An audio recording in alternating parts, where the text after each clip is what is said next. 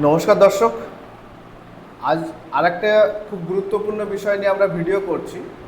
আর এটাও CA related এবং after CA issue, যে ইস্যুগুলো ফেস করা হচ্ছে সেটার রিলেটেড। এটা নিয়ে প্রচুর আমরা রিকোয়েস্ট পেয়েছি। এর আগেও আমরা দুটো ভিডিও করেছি এই বিষয়ের উপরে, কিন্তু এখনও কোয়ারি সলভ হয়নি লোকের। মানুষে আমাদের কাছে বিভিন্নভাবে বিভিন্ন সময় যোগাযোগ করছে এবং এর কিছু কোশ্চেন তারা করছে। সেই কোশ্চেনগুলোর উত্তর দেওয়ার জন্য আমরা আজকে আবার ভিডিও বানাচ্ছি। ইস্যুটা হচ্ছে পাসপোর্ট নিয়ে। এই বিষয়ে আমরা ঢুকছি না। যারা আগে সিএ করেছে এবং নতুন করে পাসপোর্ট করবে, যাদের আগে ইন্ডিয়ান পাসপোর্ট ছিল না, তাদেরকে আমরা আজকের ভিডিওতে কভার করছি না, কারণ তাদের ক্ষেত্রে খুব ওপেন কেস যে তারা সিএ সার্টিফিকেট দেখাবে এবং তারা পাসপোর্টের জন্য নতুন অ্যাপ্লিকেশন করবে এবং তারা পাসপোর্ট পেয়ে যাবে। সমস্যাটা হচ্ছে তাদের জন্যে, না মানে ঠিক সমস্যা নয়, যে একটা অফিসিয়াল যে লিগাসি রয়েছে, যে আগে যাদের কাছে পাসপোর্ট রয়েছে তাদের প্লেস অফ বার্থ ইন্ডিয়ারই কোনো একটা লোকেশন দেখানো আছে। সেইটাকে যখন তারা প্লেস অফ বার্থকে কারেকশন করার জন্য করে নতুন অ্যাপ্লিকেশান করছে বা রিনিউয়ালের জন্য অ্যাপ্লাই করছে, যে বাংলাদেশে তাদের ডেট অফ বার্থ দেখিয়ে, সেখানে বেশ কিছু এসওপি ফলো করতে হচ্ছে বেশ কিছু জায়গায়। সেই বিষয়টা নিয়ে আজকে আমরা ভিডিওটা তৈরি করছি এবং আমাদের সবার প্রিয় শ্রী লিটন বিশ্বাস মহাশয়, বাঙালি ঐক্য মঞ্চের যিনি প্রতিষ্ঠাতা সম্পাদক, স্যার আপনাকে স্বাগত। আপনি স্যার যদি আমাদেরকে এই বিষয়টা নিয়ে এখন কি আপডেট হয়েছে, কিভাবে হচ্ছে এই পাসপোর্টটা, যাদের ক্ষেত্রে পাসপোর্টটা রিনিউয়াল হচ্ছে, আগে থেকেই ছিল, সেই রিনিউয়াল পাসপোর্টের ক্ষেত্রে আপনি যদি আমাদেরকে একটু গাইড করেন কিভাবে করবে লোকে। অনুপ, বেশ কিছুদিন আগে আমরা একটা ভিডিও করেছিলাম বোধহয়, তুমি আমাকে কোশ্চেন করেছিলে। হ্যাঁ, সেখান থেকে যে খুব বেশি অগ্রগতি হয়েছে তা নয়, কিন্তু একটা জিনিস বারবার মানে অ্যাপ্লিকেশান হচ্ছে তার জন্যে আধিকারিকরা কিছুটা সরগরম হচ্ছেন। অলরেডি আমাদের বাঙালি ঐক্যমঞ্চের তরফ থেকে ঊর্ধ্বতন প্রশাসনিক কর্তৃপক্ষের সঙ্গে কথা বলা শুরু হয়েছে, কিছু কথা হয়েছে এবং আরও দ্রুত কথা বলে যাতে সরলীকরণ করা যায় সেদিকে আমরা এগোচ্ছি। এক নম্বর হচ্ছে, এবং এ বিষয়ে তোমাকে বলি, রাষ্ট্রীয় স্বয়ংসেবক সংঘ খুব আন্তরিকভাবে আসলে এটা তো কারো জানা ছিল না যে রেট্রোস্পেক্টিভলি এফেক্ট দিলে নাগরিকত্ব, যেদিন আমার নাগরিকত্ব অ্যাকর্ডেড হলো, সেদিন থেকে যদি নাগরিকত্ব হতো তাহলে এই প্রবলেমটা একেবারেই অন্য ধারায় চলে যেত। এই যে এত কিছু কমপ্লিকেসি আসতো না। যেহেতু রেট্রোস্পেক্টিভলি নাগরিকত্ব দেওয়া হয়েছে, তার জন্য ইন দ্য মিন হোয়াইল যে ডকুমেন্টেশনগুলো মানুষ করে ফেলেছে তার লিগ্যাল স্ট্যাটাস কী হবে, সেইটা দুর্ভাগ্যের হলো সত্যি যে আধিকারিকদের মধ্যেও একটা মিসকনসেপশন তৈরি হয়। সেটা অনেকের আছে সত্যিকারেরই মিসকনসেপশন হয়, অনেকের আছে ডেলিভারিটলি সেটাকে যতটা উদ্বাস্তুদের আরেকটু মানে হ্যাকেল তো শেষ হয়ে যাচ্ছে, তো শেষ হতে হতে যদি আরেকটু কষ্ট দেওয়া যায় ভালো লাগে তাদের।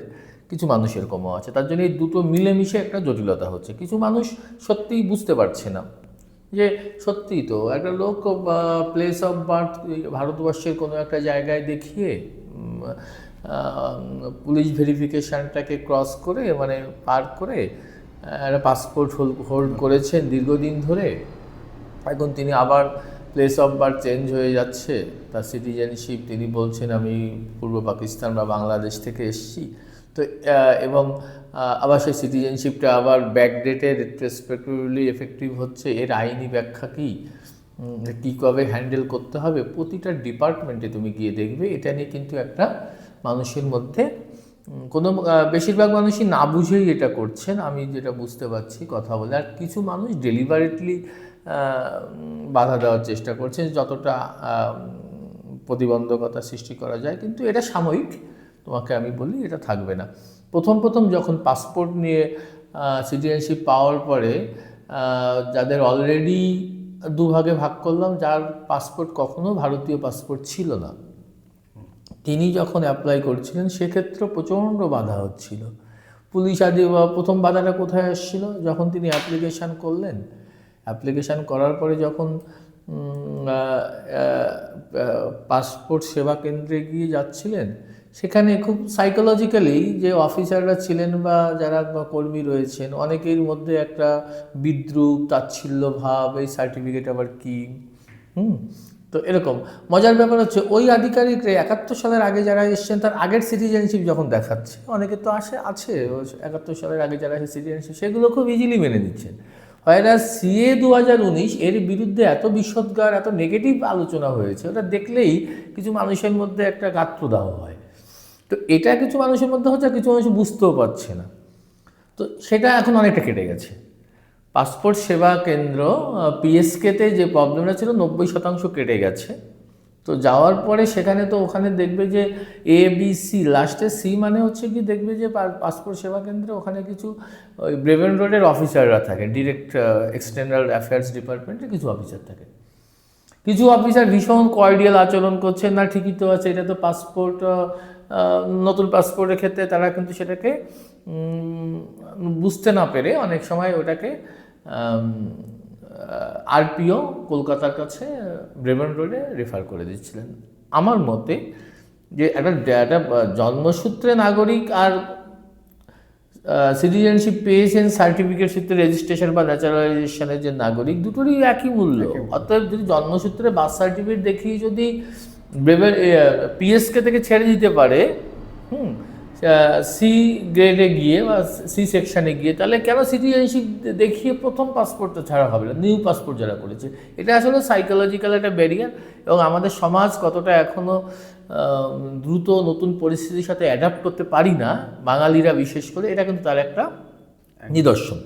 তো সেক্ষেত্রেও কিন্তু ওরা কি করছেন, করতেন আর কি, সেটা হচ্ছে মানে অনেক সময় আধিকারিকরা বলছেন আমাদের কাছে কোনো অর্ডার নেই। অর্ডার কি, তো বার্থ সার্টিফিকেট নেওয়ার অর্ডার আছে, তাই এটা তো কেন, বার্থ সার্টিফিকেটটা তো বেসিক্যালি বাই বার্থ সিটিজেন, সেটার জন্য, তাহলে এটা তো তার এটাই তো স্বাভাবিক। অফিসারের এটা বক্তব্যটাও একটা স্যার কি হাস্যকর, আইন বিরোধী নয় স্যার? যে একদম আইন বিরোধী।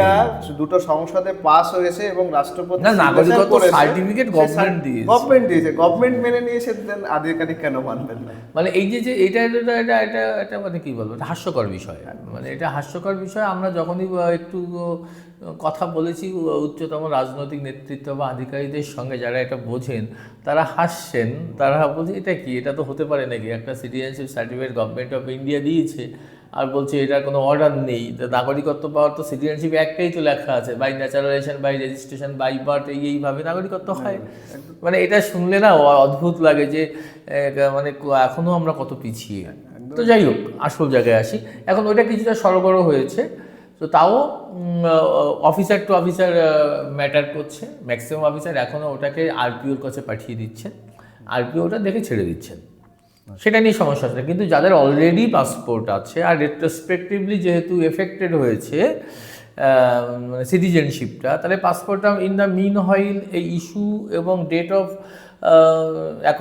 অ্যাকর্ডেড সিটিজেনশিপ, তো এই যে দুটোর মাঝখানে যারা পাসপোর্টগুলো তৈরি করেছে, এদের নিয়ে তো ওদের জটিলতা আরও বেড়ে গেছে। মানে ওরা ব্যাপারটাকে সরলীকরণ করতেই পারছিল না প্রথম দিকে অনেক চিঠি চাপাটি দিল্লিতে করতে হয়েছে, আমরা নিজেরাও করেছি। রাজনৈতিক প্রশাসনিক আধিকারিকদের সঙ্গে কথা বলেছি, নাম তাদেরকে নাইবা বললাম, আমার কাজটা নিয়ে কথা। তো আমাদের শুধু বলা হচ্ছে যে সত্যি তো মানুষের মধ্যে একটা কনফিউশন, আইনি জটিলতারা বুঝতে পারছে না, মেন্টাল ব্লকেজ তৈরি হচ্ছে বিভিন্ন কারণে, পলিটিক্যাল কারণ তো আছেই। আমার একটু সময় দিন, ধীরে ধীরে ঠিক হয়ে যাবে, আমরা ওদেরকে বলছি।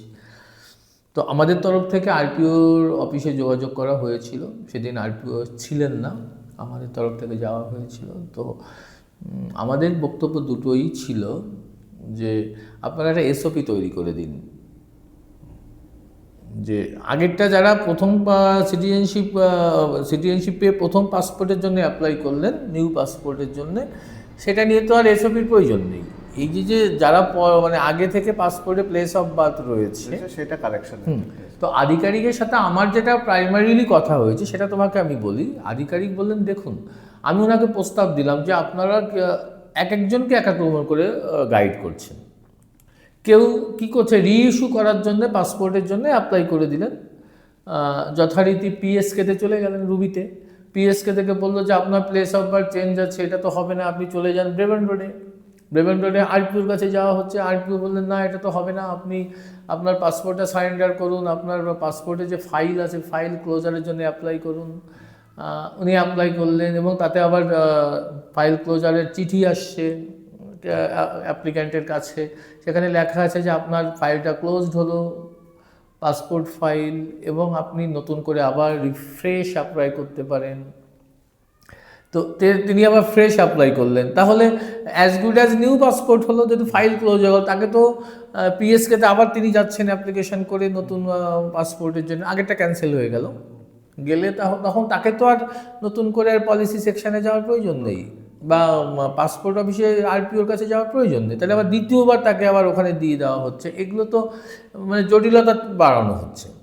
তো আমরা কথা বললে আরপিওর অফিসে যিনি দায়িত্বপ্রাপ্ত ছিলেন, কথা বলা হলো, উনি বললেন হ্যাঁ এটা ঠিক, এটা ঘটনা, কিন্তু যখনই উনি বললেন যে আমাদের একটা স্ট্যান্ডিং অর্ডার আছে সেটা গভর্নমেন্ট অফ ইন্ডিয়ার, সেটা হচ্ছে যখনই মেজর কোনো চেঞ্জ হয় এক্সিস্টিং পাসপোর্টে, সে প্লেস অফ বার্থ হতে পারে, ডেট অফ বার্থ হতে পারে, ফাদার্স নেম হতে পারে, এরকম মানে মেজর যখন চেঞ্জ হয় তখন সাধারণত ওটা পলিসি সেকশনে গিয়ে আরপিওর নিজেই ওটাকে হ্যান্ডেল করেন।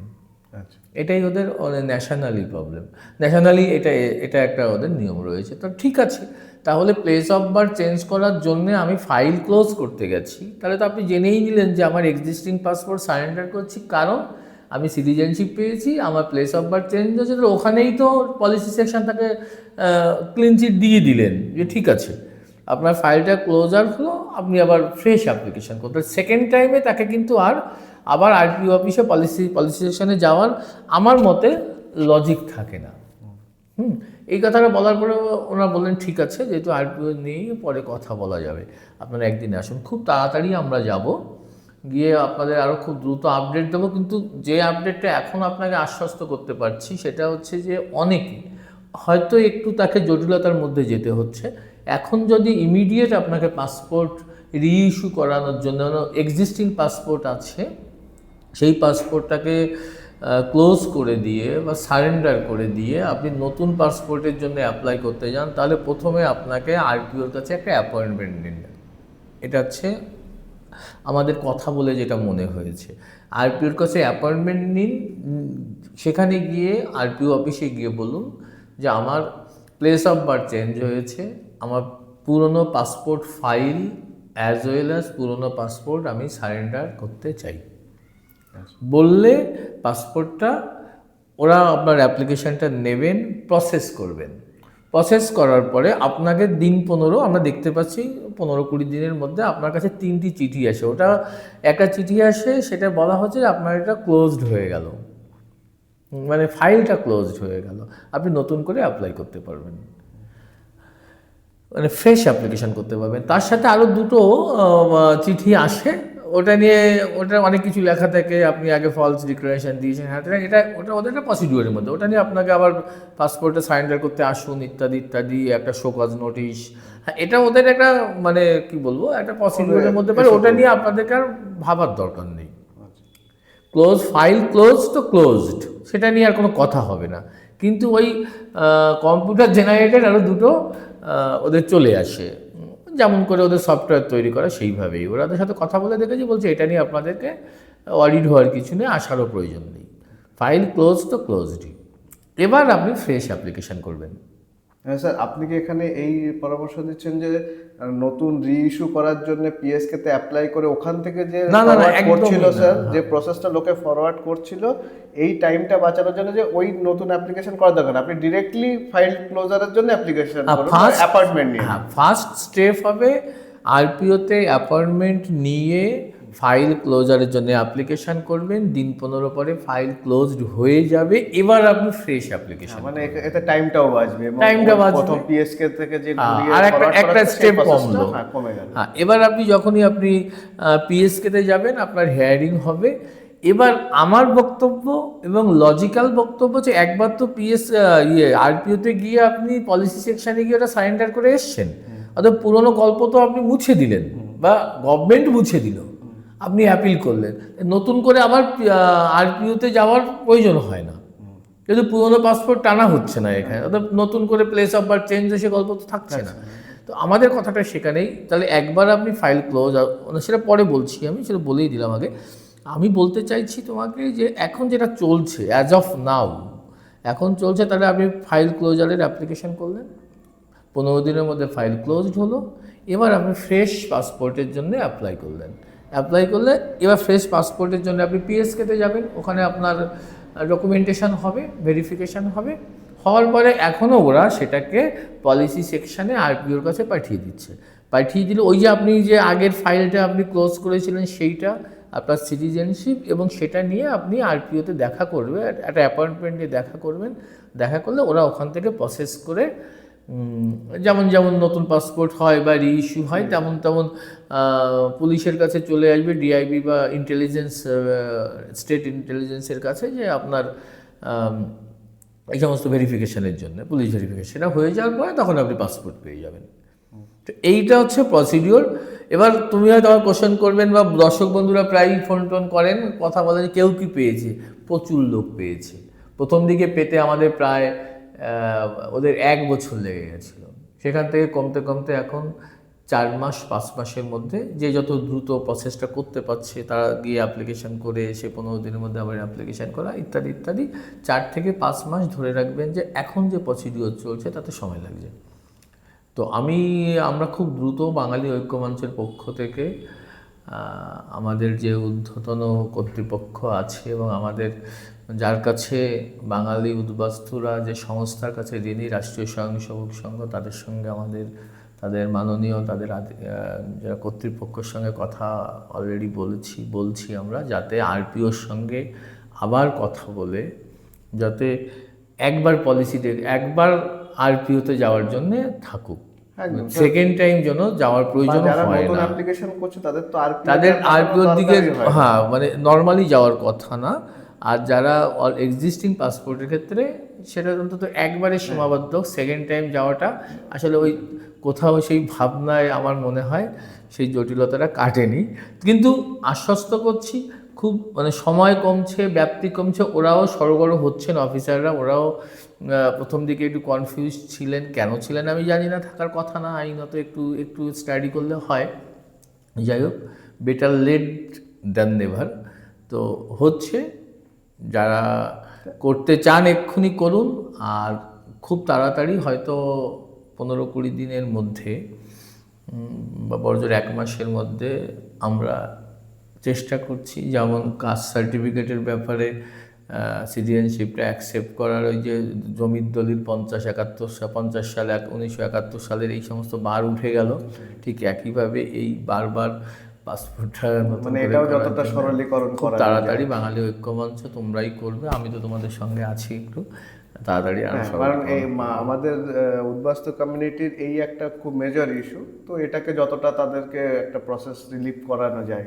এবার আমাদেরকে তো সেম টাইমে স্যার গভর্নমেন্ট মানে সরকারি যে রুল সেটাকেও মানতে হবে, এবং এটাও অস্বীকার করার কোনো জায়গা নেই যে স্যার প্লেস অফ বার্থ একটা মেজর চেঞ্জ, এবং সেখানে এখনকার রুল ওয়াইজ পলিসি ডিপার্টমেন্টই এটাকে ইন্ডিভিজুয়াল কেস হিসেবে নিচ্ছে।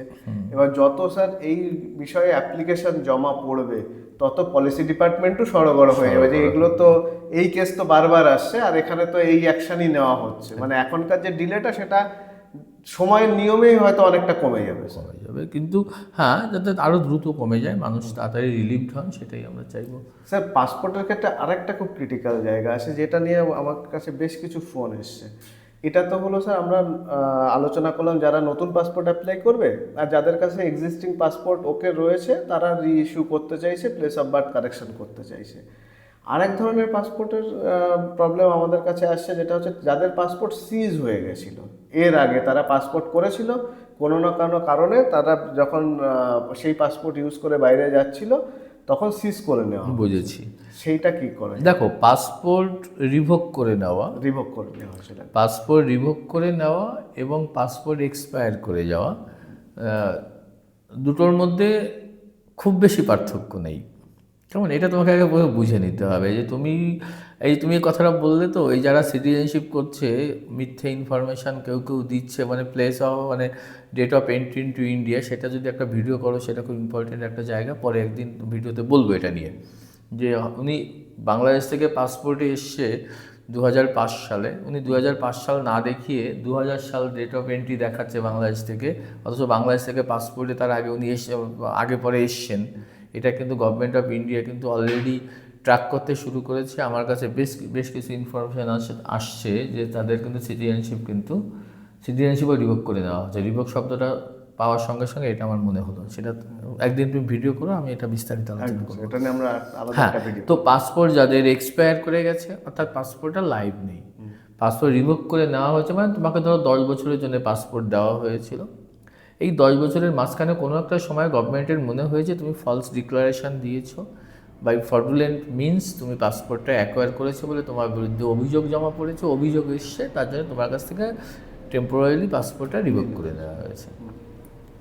একই প্রসিডিওর, তুমি আরপিওতে একটা অ্যাপয়েন্টমেন্ট নেবে, তোমার বিরুদ্ধে তো অভিযোগই ছিল বেসিক্যালি তুমি তোমার ন্যাশনালিটি নিয়ে, সিটিজেনশিপ নিয়ে কোশ্চেন ছিল বলে রিভোক করেছে। 99% ক্ষেত্রে আমরা যে সমস্ত ব্যাপারে কথা বলছি সেটাই।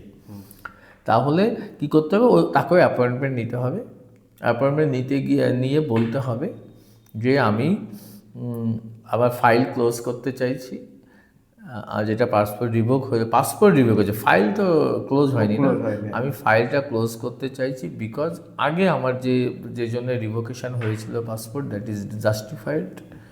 আমি সাবসিকুয়েন্টলি সেটা বুঝতে পেরে আমি সিটিজেনশিপ সার্টিফিকেট গভর্নমেন্ট আমাকে দিয়েছে, এই সিটিজেনশিপ সার্টিফিকেট ফাইলটা ক্লোজ করে আমার সত্যি প্লেস অফ বার্থ যেখানে সেটা দিয়ে সিটিজেনশিপ করেছি, সেটা দিয়ে আবার নতুন করে ওই একই প্রসিডিওরের মধ্যে দিয়ে তাকে পাসপোর্ট পেতে হবে। তুমি আবার কোশ্চেন করবে এরকম কেউ পেয়েছে কিনা, এরকম অন্তত আমার সঙ্গে যোগাযোগ আছে 5 থেকে 7 জন পেয়েছে, সেটা আজকেও নয়, সে প্রায় 1 বছর আগে তারা পেয়েছে, তারা এখন বিদেশে রয়েছে নতুন পাসপোর্ট করে, মানে রিভোক হয়ে গেছে পাসপোর্ট, এয়ারপোর্ট থেকে পাসপোর্ট কেড়ে নেওয়া হয়েছে, শুল্ক দপ্তর বা থেকে আইবি দপ্তর থেকে, তারপরে সে পাসপোর্ট তারা আবার নতুন করে ওই পাসপোর্ট ফেরত পায় না, ওটা তো কালেকশনও হবে। হ্যাঁ, নতুন করে আবার পাসপোর্ট ইস্যু হয়, এটা হচ্ছে। এটা তো তুমি তো সিটিজেনশিপ তো এটার জন্যই সিটিজেনশিপ করা, এটার জন্যই সিটিজেনশিপ করা একদম।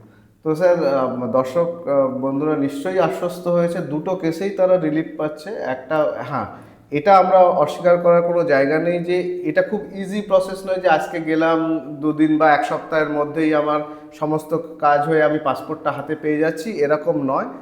একটু টাইম কনজিউমিং, পাসপোর্ট হাতে পাওয়াটাও তো একটা লেন্দি প্রসেস, মানে নর্মাল পাসপোর্ট ওটা তো স্যার 1 মাস 1.5 মাস টাইম লেগেই যায়, কোনো ক্ষেত্রে একটু এদিক হলে 2 মাসের উপরে লেগেই যায় এই প্রসেসে। তো এখানে হয়তো আপনাকে 4 মাস 5 মাস টাইম লেগে যাচ্ছে, কারণ আপনাকে একবার ফাইল ক্লোজ করতে হচ্ছে, এই প্রসেস, এবং এটা আপনাকে একবারই করতে হবে, জীবনে একবারই করতে হবে। তো এই প্রসেসটা এখনো রয়েছে এবং বাঙালি ঐক্যমঞ্চ চেষ্টা করছে যাতে এই প্রসেসটাকে আরো দ্রুত করা যায় এবং আরো সরলীকরণ করা যায়, তার জন্য কথা সরকারের চলছে। সঙ্গে আমরা রিকোয়েস্ট করছি গভর্নমেন্টকে, এবং তথ্য দিয়ে আমাদের বিভিন্ন দাবি দেওয়া এবং বোঝানোর চেষ্টা করা হচ্ছে। তো তাতে দেখা যাক যে গভর্নমেন্ট আমাদেরকে আরো কিছু রিলিফ দেয় কিনা, বা অফিসে এই প্রসঙ্গে তোমাকে বলি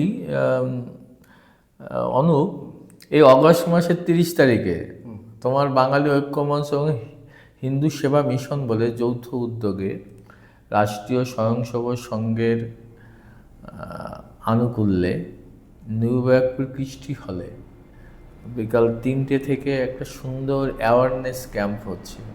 সেই ক্যাম্পে কারা থাকবে জানো?